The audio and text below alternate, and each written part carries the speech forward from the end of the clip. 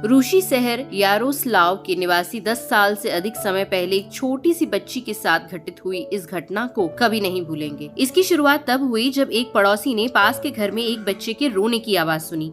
उसने इसके बारे में ज्यादा नहीं सोचा और वही काम करता रहा जो उसे उस दिन करना था। लेकिन अगले दिन बच्चा रोता रहा। जिस घर से रोने की आवाज आ रही थी उस घर में किसी भी पड़ोसी ने किसी को नहीं देखा और रोशनी कभी नहीं जलती थी, यहाँ तक कि शाम को भी नहीं। लेकिन जब काफी लंबे समय तक आवाज आती रही तब पड़ोसियों को चिंता होने लगी और उन्होंने पुलिस को बुला लिया। वे आए और जब घर में दाखिल हुए तो अंदर से वह बिल्कुल खाली था। जो लोग वहाँ रहते थे वे सब कुछ लेकर गायब हो गए थे। एकमात्र चीज जो वे अपने पीछे छोड़ गए थे वह उनकी अपनी बच्ची। 1 साल की बच्ची गंदे फर्श पर पाई गई और यह स्पष्ट था कि वह कई दिनों से वहाँ थी। जांच से पता चला कि लड़की का नाम लीजा बेरबित्स्काया था और उसके माता पिता पता नहीं कहाँ चले गए थे। कोई उन्हें ढूंढ नहीं सका। लीजा को अस्पताल ले जाया गया जहां वह कुछ दिनों में ठीक हो गई। उसी अस्पताल में एक महिला ईना नीका रहती थी जो अपने बीमार बेटे की देखभाल करती थी। वो दिन रात अपने बेटे के सिरहाने बैठी रहती थी। लेकिन एक दिन उसने बगल के कमरे से चीख सुनी और देखने गई कि यह सब क्या है। उसने लीजा को देखा और उसकी मातृ प्रवृत्ति ने उससे उसकी रक्षा करने और उसकी देखभाल करने के लिए कहा। उस दिन से ईना रोजाना लीजा से मिलने जाती थी और उसके लिए कपड़े, खिलौने, खाना लाती थी।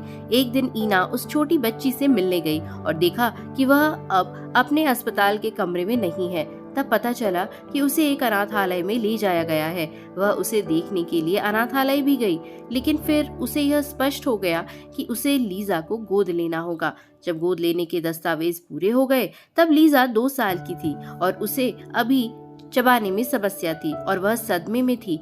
वह तेज आवाजें बर्दाश्त नहीं कर पा रही थी। बड़े होने के दौरान लीजा की त्वचा उसके रिश्तेदारों की तुलना में काली थी, लेकिन अब वह सुंदर है। वह एक मॉडल बन गई और अपनी कहानी और मॉडलिंग करियर की बदौलत वह पूरे रूस में जानी जाने लगी।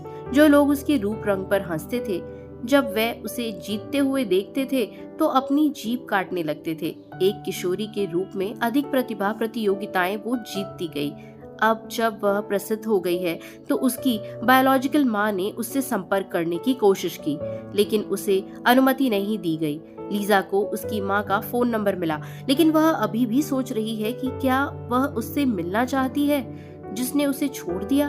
हमारा सम्मान इस दत्तक माँ ईना को जाता है जो इस परित्यक्त बच्चे के जीवन में नायक बन गई, लेकिन ऐसी विशेष नियति के साथ।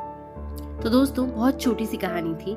कमेंट सेक्शन में जरूर बताइएगा कि आप किसके साथ हैं, जिसने उसे पाल पोस कर बड़ा किया या जिस बायोलॉजिकल माँ ने उसे छोड़ दिया।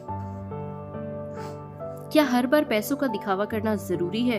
अगर पैसे ना हो तो अपनी जरूरतें पूरा करने से पहले क्या लोगों को ये बताना दिखाना जरूरी है कि आपके पास बहुत पैसा है? अपने पहनावे और गहनों पर क्या रुपए खर्च करना जरूरी है?